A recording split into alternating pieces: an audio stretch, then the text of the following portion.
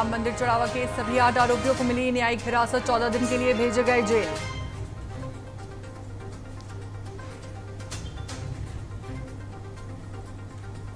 मंदिर चढ़ावा चोरी मामले में चंपत राय और कृष्ण मोहन के बयान दर्ज, ट्रस्ट के बाकी सदस्यों से भी जल्द होगी पूछताछ।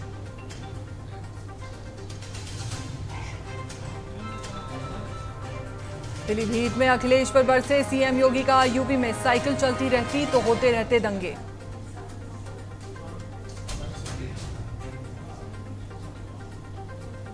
चंपावत के जिला अस्पताल को मिला क्रिटिकल केयर ब्लॉक और MRI machine, CM Pushkar Singh Dhami ने किया शुभारंभ।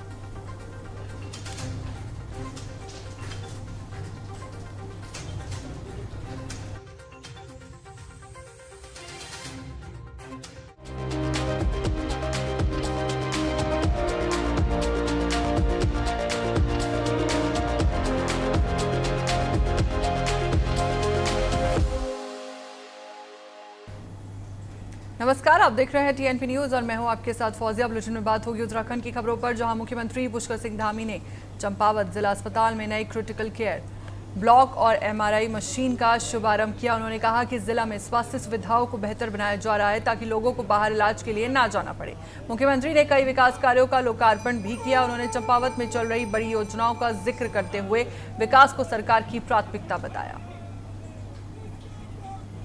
आज 124 करोड़ रुपए की से अधिक योजनाओं का लोकार्पण हुआ है, शिलान्यास भी हुआ है। ये सभी योजनाएं आने वाले समय में चंपावत के विकास के लिए, आम आदमी के जीवन को सरल बनाने के लिए, उनको सुविधा प्रदान करने के लिए बहुत सहायक होगी, बहुत मील का पत्थर साबित होगी। आज क्रिटिकल केयर ब्लॉक का भी शुभारंभ लोकार्पण हुआ है। इसके साथ साथ अत्याधुनिक एमआरआई मशीन यहाँ लगाई है। डायलिसिस की सुविधा पहले से यहाँ पर थी और अब एमआरआई लग जाने से उनके अस्पतालों के चक्कर यहाँ के निवासियों को लगाने नहीं पड़ेंगे, उनको दूर दराज भी नहीं जाना पड़ेगा। गंभीर बीमारी में यहाँ पर एमआरआई हो पाएगा, अच्छी जांच हो पाएगी। हमारा पूरा प्रयास है कि चंपावत में स्वास्थ्य सुविधाएँ हों, खेल सुविधाएँ हों। हरिद्वार में कांवड़ मेले से पहले शहर की यातायात व्यवस्था को लेकर चिंता बढ़ गई है। वीकेंड पर भारी भीड़ के कारण हरिद्वार के प्रमुख रास्तों पर लंबा जाम लग रहा है। स्थानीय लोगों और श्रद्धालुओं को घंटों परेशानी उठानी पड़ रही है। प्रशासन लगातार व्यवस्थाओं का निरीक्षण कर रहा है, लेकिन कई काम अभी अधूरे बताए जा रहे हैं। लाखों श्रद्धालुओं की भीड़ को संभालना प्रशासन के लिए बड़ी चुनौती होगी।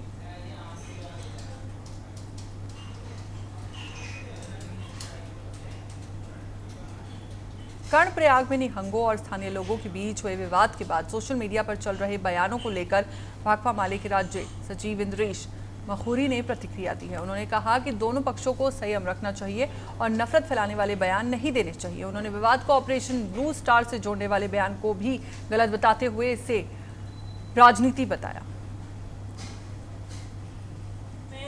जिस तरह के धैर्य की जरूरत है, जिस तरह के संयम का परिचय दिए जाने की जरूरत है, यह अफसोस की बात है कि पिछले कुछ दिनों से ऐसा धैर्य, ऐसा संयम नहीं बरता गया, बल्कि सोशल मीडिया का एक तरह से कहिए तो बड़बोले बयान देने के लिए, बड़े चढ़े दावे करने के लिए दुरुपयोग एक किस्म से किया गया।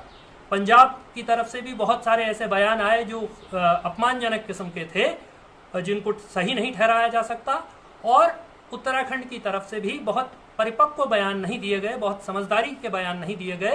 खास तौर पर इस पूरे प्रकरण में ऑपरेशन ब्लू स्टार का जिक्र करना बेहद अपरिपक्व किस्म का बयान है।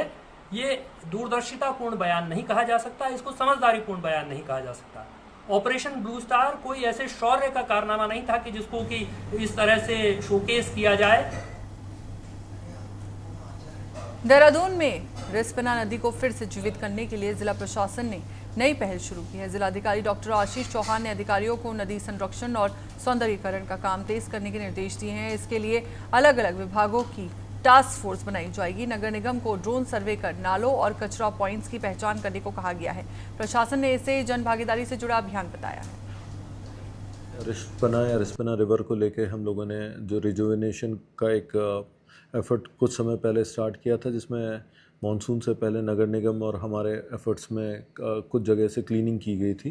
इसी क्रम में आज हमारी एक फॉर्मल मीटिंग हुई और अगले 20 दिन के बाद भी हम एक और बैठक करने वाले हैं। इस संबंध में मल्टीपल एस्पेक्ट्स को कवर करने की कोशिश की जाएगी कि शॉर्ट टर्म में हम किन एस्पेक्ट्स को ले सकते हैं और इकोलॉजिकल बैलेंस और उससे रिलेटेड एस्पेक्ट्स कैसे कवर किए जाएंगे। फर्दर जो निचले इलाके हैं, क्योंकि पूरी 22 किलोमीटर की रिवर में इनिशियल 8 किलोमीटर का एरिया जो है उसमें डेंस फॉरेस्ट और अलग किस्म के प्लान की ज़रूरत होगी, और नीचे वाले एरिया में गार्बेज पॉइंट जो हमें आइडेंटिफाई करने हैं या जहाँ पे बहुत ज़्यादा मलबा या कचरा जमा है उन्हें कैसे साफ़ किया जाना है।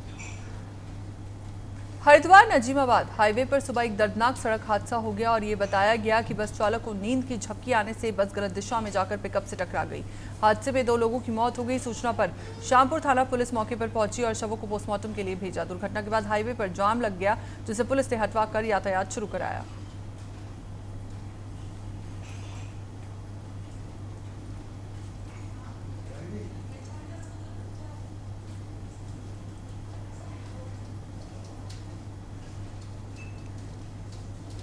हरिद्वार में ज्वालापुर विधानसभा में कांग्रेस विधायक रवि बहादुर के खिलाफ पार्टी कार्यकर्ताओं ने विरोध जताया। तेलीवाला में हुई बैठक में कार्यकर्ताओं ने रवि बहादुर हटाओ कांग्रेस बचाओ के नारे लगाए। उन्होंने विधायक पर क्षेत्र की अनदेखी और वादे पूरे नहीं करने के आरोप लगाए। कार्यकर्ताओं ने कांग्रेस हाईकमान से टिकट बदलने की मांग की। कुछ लोगों ने मांग पूरी नहीं होने पर दूसरे विकल्प पर जाने की बात कही। और सिर्फ जितने भी यहाँ सम्मानित साथीगण आज इकट्ठा हुए, उन सब का सिर्फ एक ही ध्येय है कि सिर्फ और सिर्फ रवि बहादुर का विरोध। ऐसे विधायक की किसी को ज़रूरत नहीं है जो किसी का सम्मान न करना जानता हो।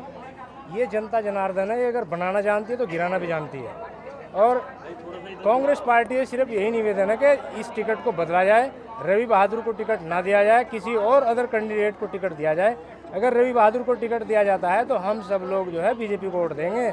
है जो भी कहा गया उसको वो पूरा नहीं करा गया। उसके दफ्तर पे भी हम गए तो उसने हमें वहाँ पे कह दिया अगर आरसीसी हम डाल देंगे। हमने वो कटवाने की बात करी थी, वो इंटरलॉक, उसने वहाँ से बोल दिया हो जाएगी। फिर अगले दिन कह दिया उसको, कहने लगे हो जाएगी। तो उसके बाद वो सड़क उसकी डली क्या वो इंटरलॉक की, बहादुर जी ने।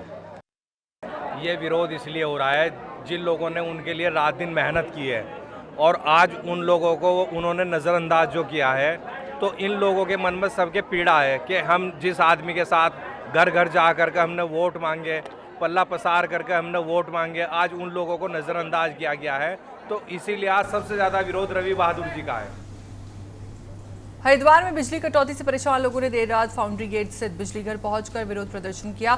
सैकड़ों लोगों ने अधिशासी अभियंता कार्यालय का घेराव किया। लोगों का आरोप है कि पिछले 24 घंटे से कई इलाकों में बिजली संकट बना हुआ है, जिससे पानी की समस्या भी बढ़ गई है। लोगों ने बिजली व्यवस्था सुधारने और जिम्मेदार अधिकारियों पर कार्रवाई की मांग की। पुलिस ने मौके पर पहुंचकर स्थिति संभाली।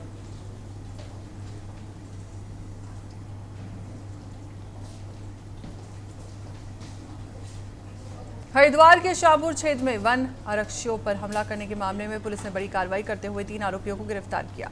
वरिष्ठ पुलिस अधीक्षक के निर्देश पर की गई इस कार्रवाई में आरोपियों पर ड्यूटी के दौरान सरकारी कार्य में बाधा डालने, मारपीट करने और मोबाइल तोड़कर नहर में फेंकने का आरोप है। तलाशी के दौरान पुलिस को वाहन से 105 जाली नोट और लोहे की रॉड भी बरामद हुई। मामले में नकली नोटों के नेटवर्क की आशंका जताई जा रही है और जांच जारी है।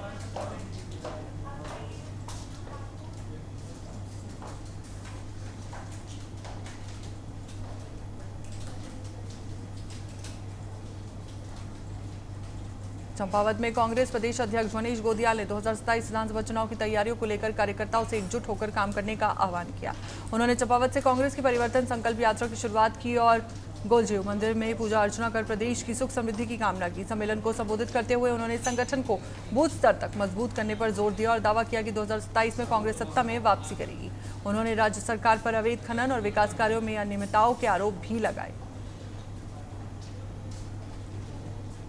मैंने पहले ही ये बात सबके सामने अपने मन की बात कही कि एक तो मैं इसकी शुरुआत भगवान गोलजू के दरबार से करना चाहता था और आज सुबह जैसे ही मैं चंपावत पहुंचा, मैं सबसे पहले गोलजू के दरबार गया, उनके चरणों में शीश नवाकर इस उत्तराखंड प्रदेश के तमाम माताओं की, बहनों की, भाइयों की, बुजुर्गों की और युवाओं की जो इच्छाएं हैं, जिन जिन बातों से वो सरकार से पीड़ित हैं, उन तमाम भावनाओं को उनके चरणों में समर्पित करके आया हूँ। मैंने प्रभु से प्रार्थना की है कि हे भगवान गोलजू, हम आप पर इस रूप में आस्था रखते हैं कि आप न्याय के देवता हैं। तो ये तमाम चीज़ें जिससे आज हमारा पूरा प्रदेश प्रताड़ित है, भयभीत है, डरा हुआ है, तानाशाही सरकार की चल रही है, इससे मुक्ति दिलाना।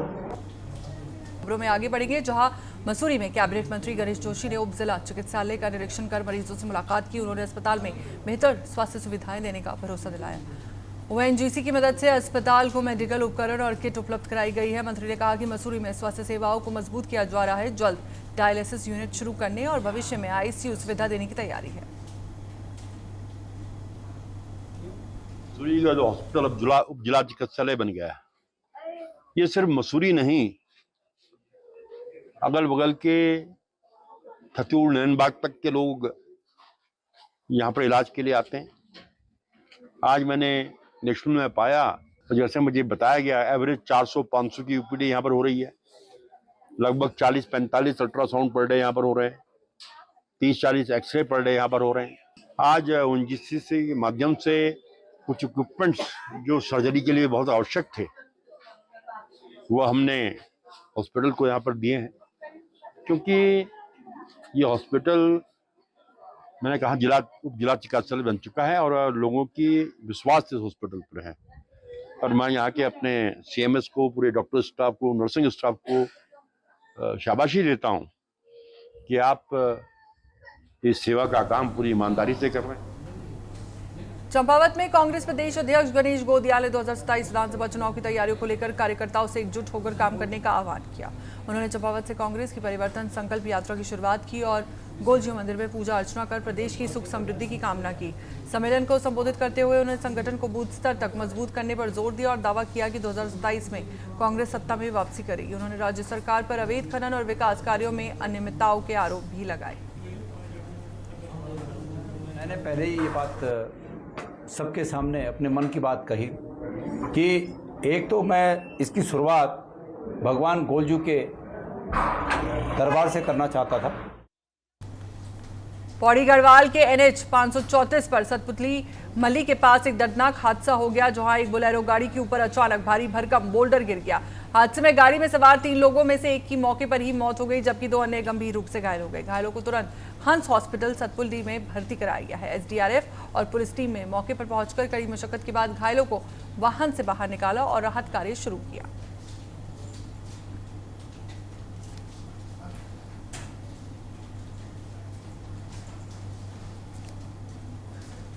इस हादसे में एक की मौके पर ही मौत हो गई है, 2 लोग गंभीर रूप से घायल बताए जा रहे हैं। SDRF और पुलिस टीम ने मौके पर पहुंचकर कड़ी मशक्कत के बाद घायलों को वाहन से बाहर निकाला और राहत कार्य शुरू किया।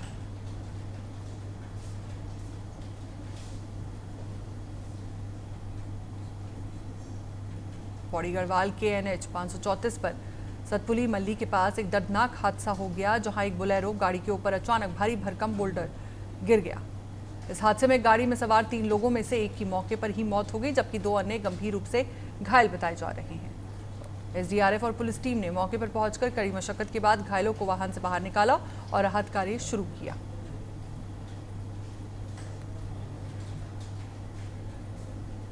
पौड़ी गढ़वाल के यानी डांडा क्षेत्र में गुलदार के हमले में महिला की मौत के बाद जन आक्रोश बढ़ गया है। इसी मुद्दे को लेकर क्षेत्रीय विधायक दिलीप सिंह रावत ग्रामीणों के साथ धरने पर बैठ गए और वन विभाग से तुरंत कार्रवाई की मांग की। धरने के दौरान लोगों ने विभिन्न नारे लगाए और प्रशासन के खिलाफ नाराजगी जताई। ग्रामीणों ने आदमखोर गुलदार को पकड़ने और सुरक्षा बढ़ाने की मांग रखी। विधायक ने प्रभावित परिवार को सहायता का आश्वासन दिया और आंदोलन जारी रखने की भी बात कही। डांडा ब्लॉक बनासी गांव में गुलदार ने एक महिला को निवाला बना दिया।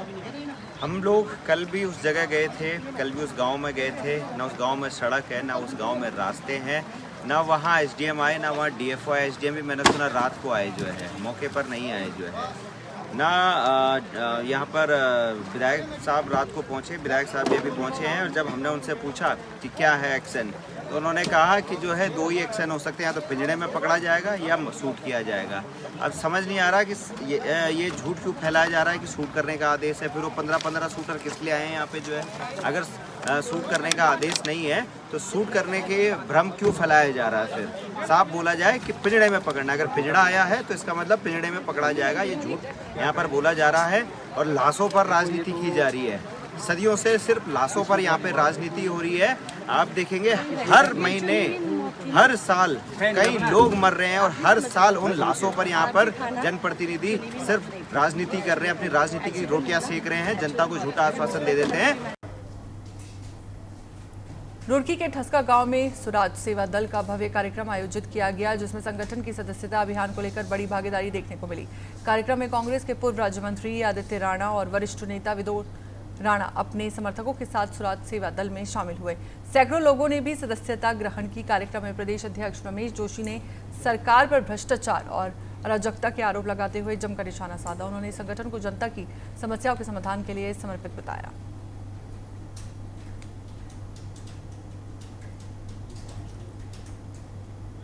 साथियों, पहले तो स्वराज सेवा दल जो है वो राजनीतिक पार्टी है, और फिर ये हरिद्वार के लिए एक दूत भेजे गए हैं जनता के लिए, एक कमज़ोर वर्ग के लिए, निर्बल के लिए, किसान के जिसकी आवाज़ कोई नहीं सुनता है, उसके लिए रमेश चंद्र जोशी जी हमारे बीच में आए हैं।